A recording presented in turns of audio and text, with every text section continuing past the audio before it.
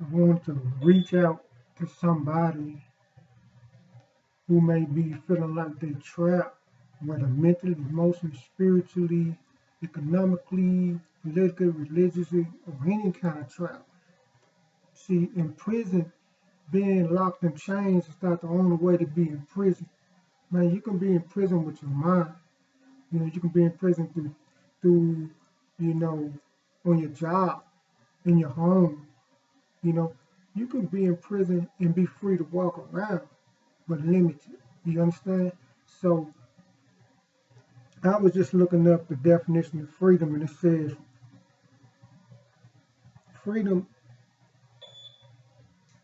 is not being enslaved or to be free to do or to think or to act without restraints. Trap means to be held tightly by something and not being able to be moved. Now, I was just trying to give you a definition of that. See, sometimes in life you think you're free and then we not. I mean, how often do African American people, you know what I'm saying, think that they are free? You know, all their life we thought we were free, but yet we were slaves. Now knowing it every day, slaves to a political system, you know, slaves to a religious system, you know what I'm saying, slave to society rules. You know, freedom is being able to do what you want, say what you want, you know, and we are also slaves to materialistical things, you know, in my opinion. Now, I say that because of this, you know, sometimes in life, if you can be slave in any kind of way, you know, and you feel like you just can't be free. What do? Always remember this: the best thing you do, and the first thing you ever do in life, is always to free your mind. You know, niggas, a lot of guys that get locked up or incarcerated. You notice most of them develop habits of reading. Why? Most most intellects, what do? Read. You know, I found myself doing the same thing, you know, so often when I was getting in trouble or sometimes when I was feeling like, you know, alone, you know, or something. Sometimes in life you feel alone. Then I found myself reading. Why? Because reading helps to free your mind.